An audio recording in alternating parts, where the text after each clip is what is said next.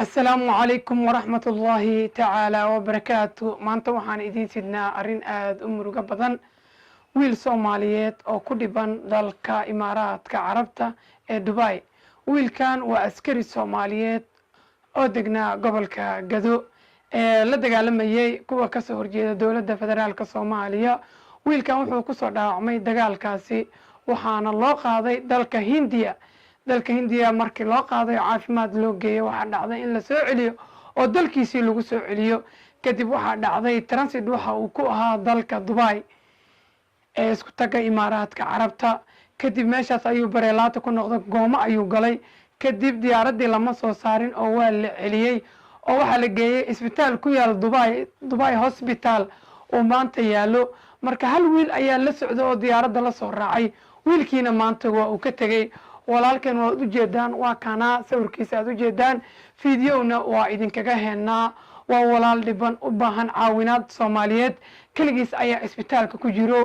waa walaal u baahan inaad u danqato ama caawiso, xataa haddaadan caawi karin inaad fiidiyowgan aad gaarsiiso dadka madaxda u ah, madaxweyne Farmaajo iyo mudane Khayre iyo dhammaan gudoomiyaha gobolka Banaadir iyo gudoomiyaha baarlamaanka, dhammaan inaad gaarsiidaan fiidiyowgan si ay u caawiyaan walaalkeen Soomaaliyeed ama askarigan casoo dalkiisa difaacayo ee xabadda ku dhacday, dhuunteena oga dhacday, bartaas dhuunta ayaa xabadda oga taallaa. marka walaal aan caawino walaalkeen, aanan dhegaysanno messajka uu noo soo diray walaalkeen dhibanaha ah. lambarkiisa iyo magaciisaba hoos waad ka aragtaan. aan caawino walaalkeen. Soomaaliya mar baa laysku baahan yahay, maantana walaalkeen dad ma haysto, qof ma haysto. marka aan caawino, marka messajkiisana aan dhegaysanno idinkoo mahadsan. magacayga waxaa la yidhahdaa axmed cabdullaahi mutaar oo lagu magacaabo gumaysidiid.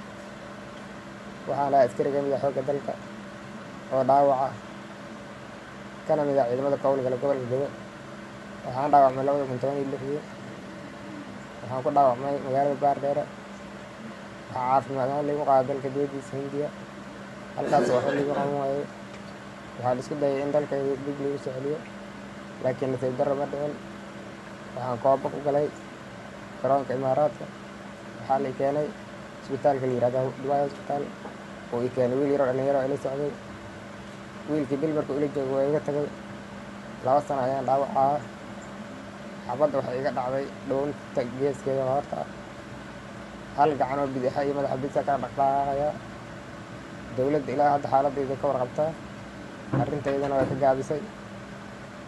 waxaa xusid mudan in xildhibaano ka tirsan qaranka ay xaaladayda ka warqabaan sida wasiirro iyo wax la mid ah. arrintaydana way ka gaabiyeen. waxaan ka codsanayaa dowladda Soomaaliya in ay iga garawdo dhiiggaygii dhul ku daatay oo xaaladda caafimaad wax iga qabato.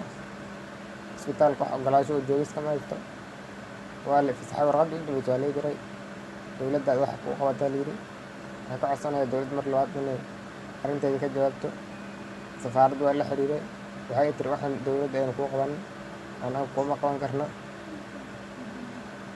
waxaan xasuustaa hadalkii madaxweynaha iyo ra-iisul wasaaraha ay lahaayeen ciidamada dowladda, midka dhintay, midka dhaawaca, midka nool wax baanu qabanaynaa. mar kasta markaan khudbada isdaawado runtii waan ilmeeyaa, waayo muwaadin Soomaaliyeed baan ahay, jecel dalkiisa iyo dadkiisa, u dhintay badbaadada shacabka Soomaaliyeed inay ku noolaadaan sharaf iyo xornimo. laakiin shala niyaddayda si ahayd maanta mihi. waxaan xasuustaa 5 kilomitir ana lugeynayay waddada isku xirta Doolow Baydhabo agteeda marta ilaa Baardheere.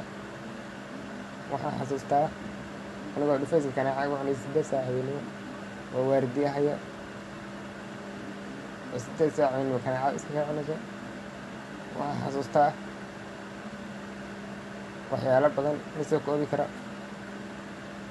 waxaan ka codsanayaa madaxda sharafta leh inay naxariistaan, waxna iga qabtaan xaaladayda. meel kastoo caafimaadkayga wax uga qaban karaan inay ka qabtaan. wassalaamu calaykum.